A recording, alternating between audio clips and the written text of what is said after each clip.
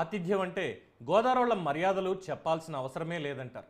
కాకినాడ జిల్లా కిర్లంపూడి మండలం తామరాడ గ్రామానికి చెందిన రత్నకుమారికి కాకినాడకు చెందిన రవితేజకు గత ఏడాది సెప్టెంబర్లో వివాహం జరిగింది.